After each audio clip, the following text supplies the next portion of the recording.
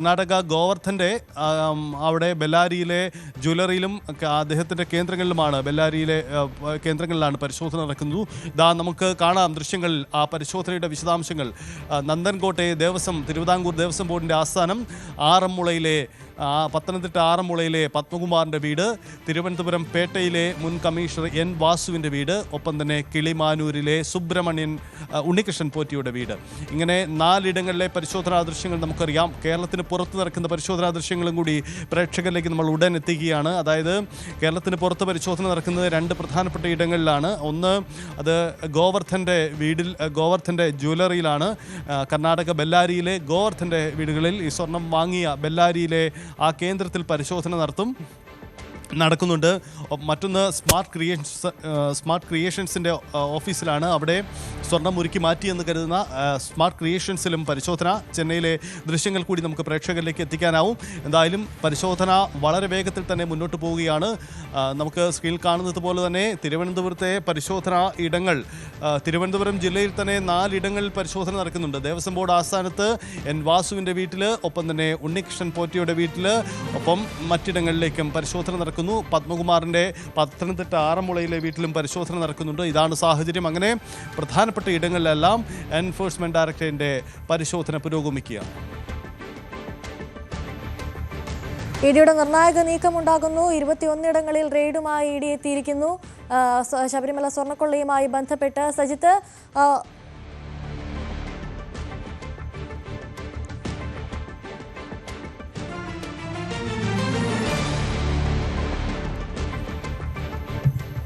ബെല്ലാരിയിലെ ദൃശ്യങ്ങളാണ് നമ്മൾ കാണുന്നത്. ബെല്ലാരിയിൽ ഇഡി നടത്തുന്ന പരിശോധനാ ദൃശ്യങ്ങളാണ് ഇപ്പോൾ പ്രേക്ഷകർ കാണുന്നത്. ബെല്ലാരിയിൽ നിന്നുള്ള ദൃശ്യങ്ങൾ, കർണാടകയിൽ നിന്നുള്ള പരിശോധനാ ദൃശ്യങ്ങളാണ് കാണുന്നത്. ഗോവർദ്ധൻ എന്ന സ്വർണ്ണ വ്യാപാരിയാണ് ഇതിൽ വലിയ ഇടപാടുകൾ നടത്തിയിരിക്കുന്നത് എന്നതാണ് അന്വേഷണ സംഘത്തിൻ്റെ കണ്ടെത്തൽ. അതായത് താനൊരു അയ്യപ്പ ഭക്തനാണ്.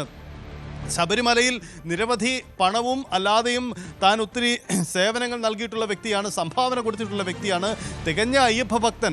ഇതാണ് ഗോവർദ്ധന് ഈ വിഷയത്തിൽ ആദ്യമുണ്ടായിരുന്ന പുള്ളിയുടെ ഗോവർദ്ധൻ്റെ അവകാശവാദം. പക്ഷേ അന്വേഷണ സംഘം കണ്ടെത്തിയത് മറ്റു ചില കാര്യങ്ങളാണ്. സ്മാർട്ട് ക്രിയേഷൻസിൽ നിന്നും ഉരുക്കി മാറ്റിയ സ്വർണം, ആ സ്വർണത്തിൻ്റെ വാങ്ങിയ വ്യക്തിയാണ് ഗോവർദ്ധൻ. അത്തരം വിവരങ്ങൾ കൂടി ഇപ്പോൾ കണ്ടെത്തിയിട്ടുണ്ട് എന്നതാണ് പ്രധാനപ്പെട്ട കാര്യം. അങ്ങനെ ഗോവർദ്ധൻ ഈ കേസിലെ വളരെ പ്രധാനപ്പെട്ട വ്യക്തിയാണ്. അപ്പോൾ ഗോവർദ്ധൻ്റെ ജുവലറിയിൽ മുമ്പും പലവട്ടം SITയുടെ പരിശോധന ഉണ്ടായിട്ടുള്ളതാണ്. ഇതിപ്പോൾ ഇഡി കൂടി അവിടെ എത്തുകയാണ്.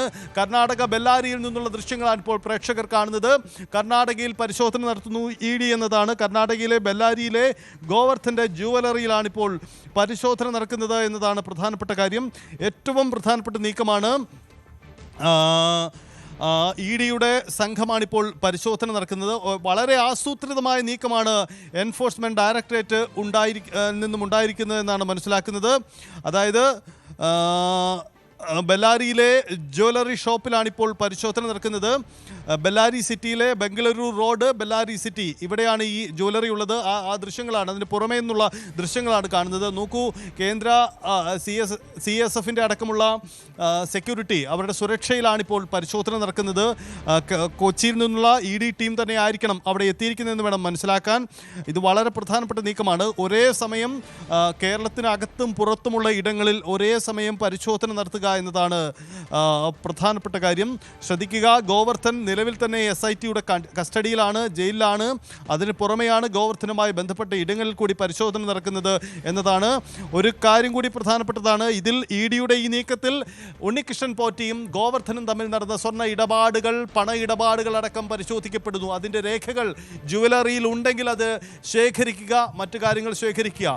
SITയുടെ പരിശോധനയിൽ ശബരിമലയിൽ നിന്നും ഉരുക്കി മാറ്റിയ സ്വർണം കണ്ടെത്തിയിരുന്നു. ഈ ജ്വല്ലറിയിൽ നിന്നും കണ്ടെത്തിയതാണ്. അതായത് ആ സ്വർണം അതേ രീതിയിലല്ല, മറിച്ചത് സ്വർണ്ണ കട്ടികളാക്കി മാറ്റിയ രീതിയിലാണ് കണ്ടെത്തിയത്. അപ്പോൾ ഇത് ചോദ്യം ചെയ്യലിൽ പിന്നീട് ഇത് ശബരിമലയിലെ തന്നെയാണ് എന്ന കാര്യം അയാൾ സമ്മതിച്ചു എന്നതാണ് SITയുടെ വാദം. അതേസമയം ഗോവർദ്ധൻ ജാമ്യ ഹർജിയിൽ ഇതെല്ലാം തെറ്റാണ്, താൻ ശബരിമലയുടെ അയ്യപ്പൻ്റെ തികഞ്ഞ ഭക്തനാണ്, അതിനപ്പുറം താൻ ഒരു സ്വർണ്ണ ഇടപാടുകളിലെയും പങ്കാളിയല്ല എന്ന വാദമാണ് ജാമ്യ ഹർജിയിൽ ഗോവർദ്ധൻ ഉന്നയിച്ചത്. എന്തായാലും ഇതൊന്നും കോടതി ഇതുവരെ അംഗീകരിച്ചിട്ടില്ല, ജാമ്യം നൽകിയിട്ടില്ല. അപ്പോൾ ഗോവർദ്ധൻ ഇപ്പോഴും SITയുടെ കസ്റ്റഡിയിലാണ്. വളരെ ഗൂഢാലോചന നടന്ന് തന്ത്രപരമായ ആസൂത്രണത്തിലൂടെ സ്വർണം അടിച്ചു മാറ്റി. ഇത് തന്നെയാണ് SITയുടെ കണ്ടെത്തൽ. അതിൻ്റെ അടിസ്ഥാനത്തിൽ കൂടിയാണ് ഇപ്പോൾ കേസിലേക്ക് രണ്ടാമത് വന്ന ഏജൻസിയായ ED പരിശോധന നടക്കുന്നത്. ബെല്ലാരിയിൽ നിന്നുള്ള ദൃശ്യങ്ങളാണ് നമ്മൾ കാണുന്നത്. ബെല്ലാരി റോഡിലെ മുന്നിലെ റോദ്ധം ജുവലേഴ്സ് അതാണ് ഗോവർദ്ധൻ്റെ ജ്വല്ലറി. അതിലാണ് ഇപ്പോൾ പരിശോധന നടക്കുന്നത്.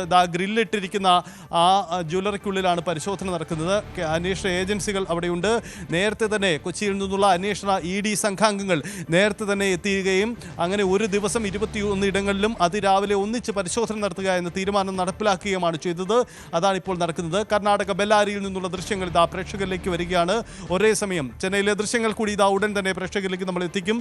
അപ്പോൾ ബംഗളൂരുവിലും ഒരേ സമയം ബെല്ലാരിയിലും ഒരേ സമയം കർണാടകയിലും പരിശോധന നടക്കുന്നു, തമിഴ്നാട്ടിലും പരിശോധന. ഇതാണിപ്പോൾ നമുക്ക് ദൃശ്യങ്ങൾ കാണാൻ കഴിയുന്നത്. EDയുടെ അന്വേഷണ നീക്കം വിപുലമായ അന്വേഷണമാണ് നടക്കുന്നത്. അതിൻ്റെ ഭാഗമായുള്ള പരിശോധന പുരോഗമിക്കുന്നു.